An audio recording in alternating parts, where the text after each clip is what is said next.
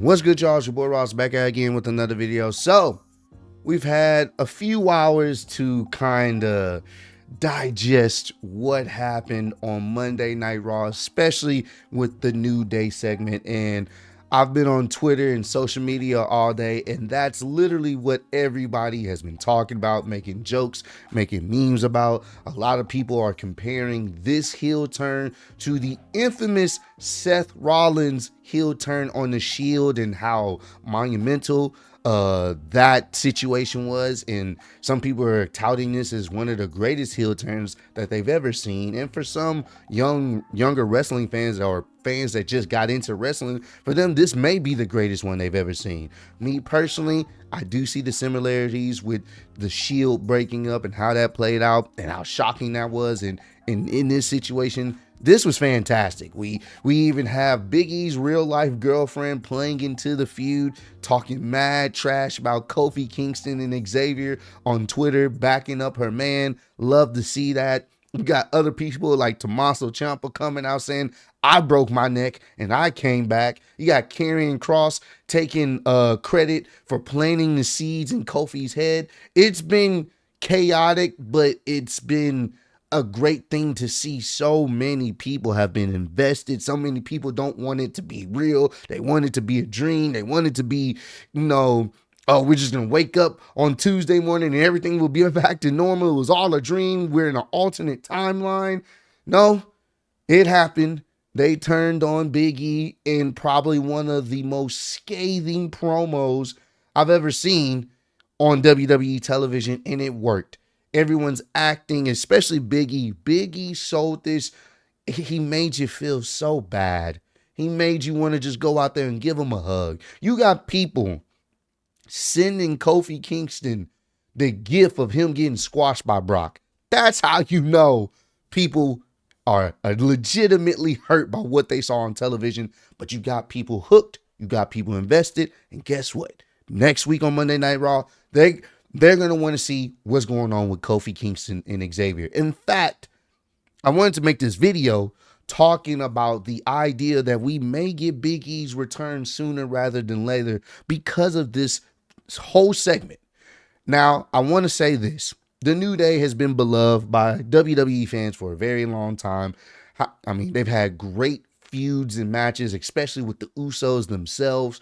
And the idea of these guys coming together when, to be honest with you, they even talked about in the promo how, Big E and Xavier, they were on the chopping block and they didn't really know, Kofi wasn't sure if he wanted to keep and continue going forward. And then they created the stable. And you guys remember, they started off as heels and they just got over.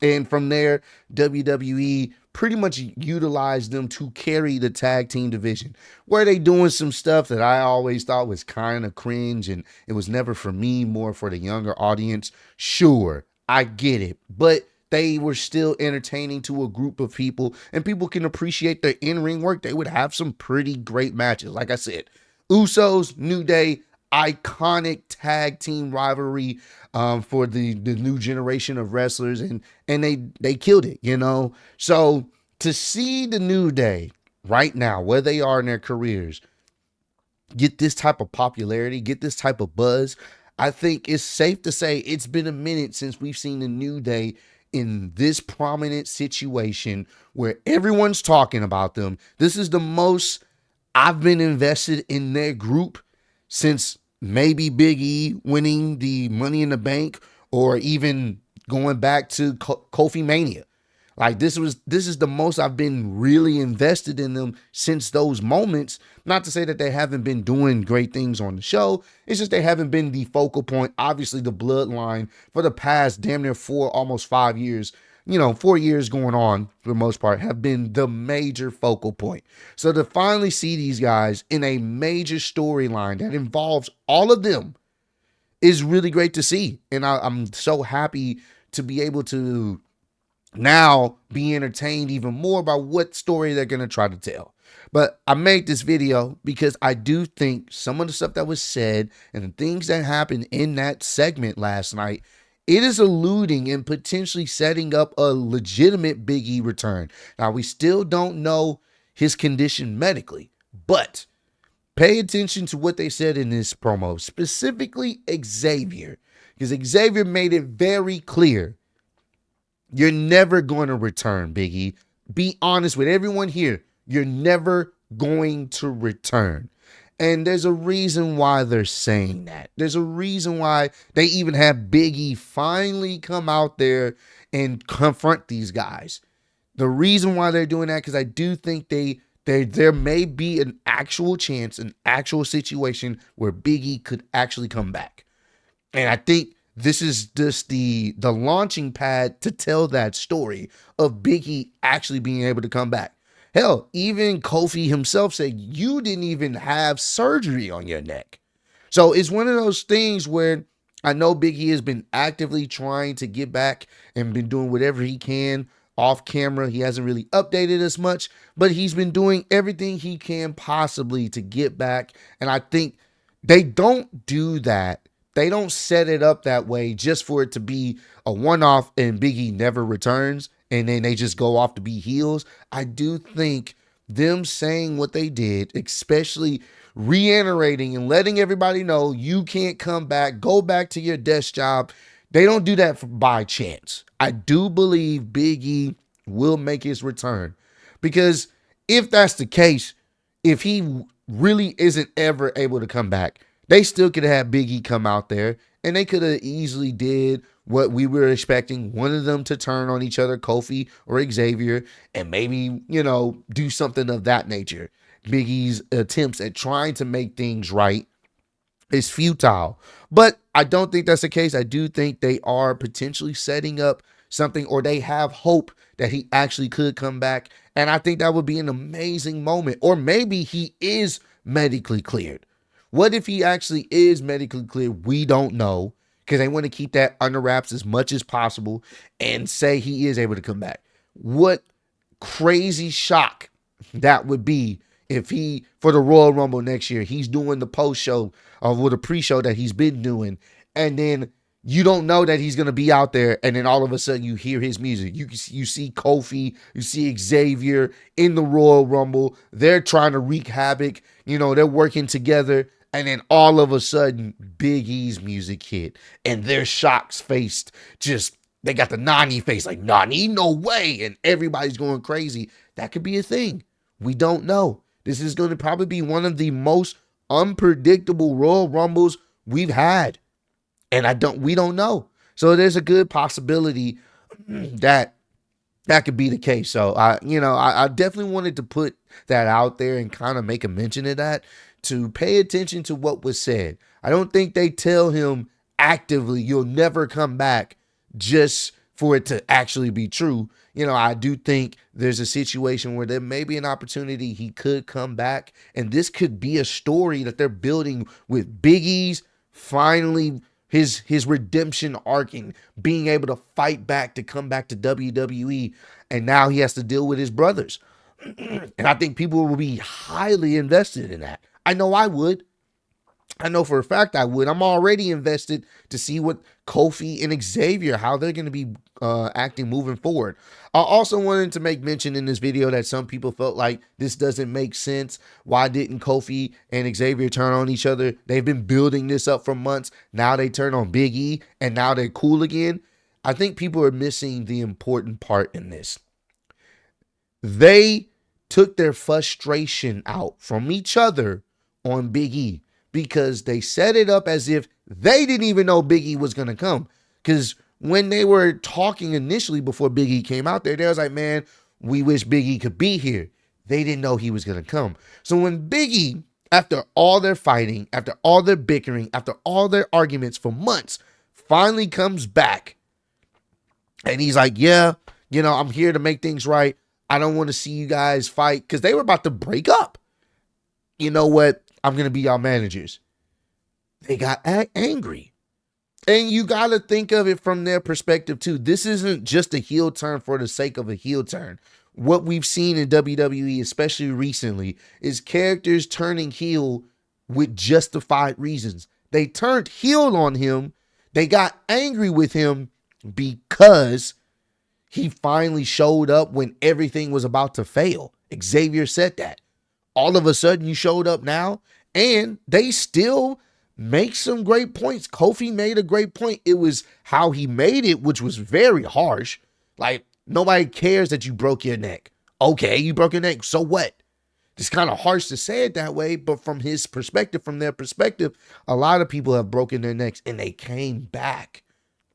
They may not have wrestled, but they came back.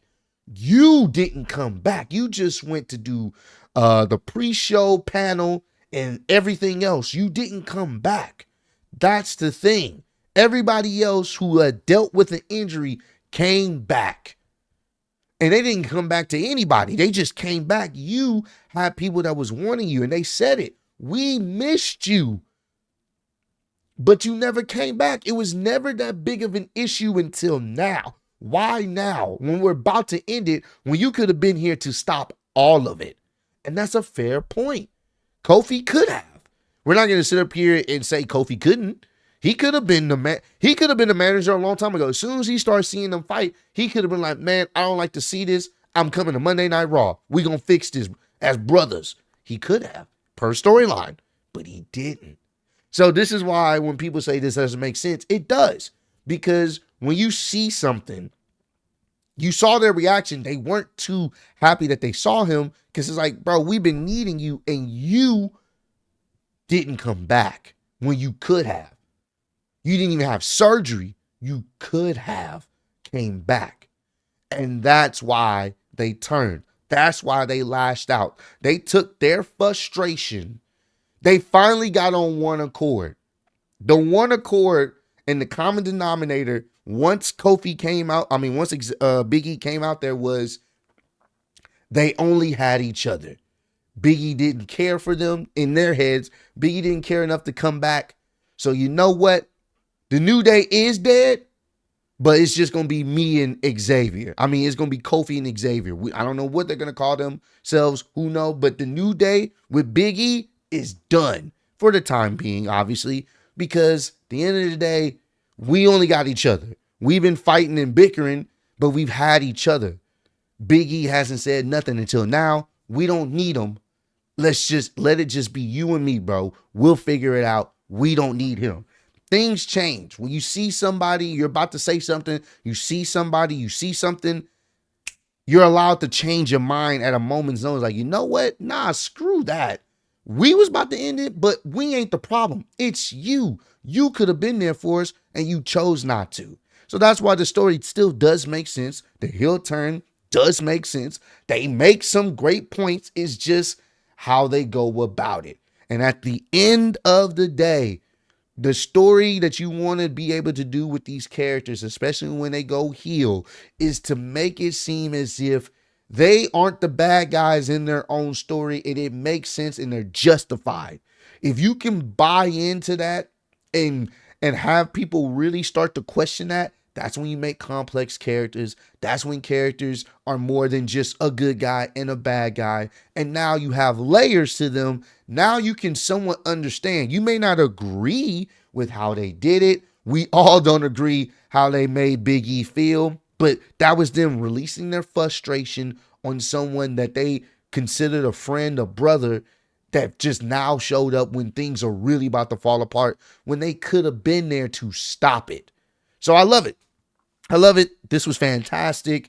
And, obviously people are going to continue to keep talking about this all the way into next week. And I'm very interested to see what they do with them. But ultimately, I do think the goal here is to potentially have Big E come back to make his return and confront them finally when he's able to clear to be in a wrestling ring, or maybe, just maybe, he already is and we don't know it yet, and they're keeping everything under wraps. Because I'm not gonna lie to you, the pop he would get if he was able to be in the Royal Rumble after everything they said, and I hope and pray they keep them in this state of, we don't need Big E, screw him, we are good on our own, and keep them having that heat, that negativity. They're not positive no more. It's not about all the positivity. It's the negativity and the hatred, or the disliking that they have for Big E. I hope they're able to maintain that going through all the way to the Royal Rumble, because it's going to make it that much sweeter if he is able to return at that point. Because when he does return, then business is about to pick up. Now people are engaged. Now people want to see, you know what? Nah, we want Big E to get his revenge, because they were very disrespectful. That's what you see right now all over Twitter, all over social media. People wanting Big E to get his revenge for how they treated him. And now you got people invested. So we'll see how it plays out. But I appreciate all the love, support y'all shown on the channel. Road to 150K. Appreciate y'all kicking with me. See you on the next one. Peace.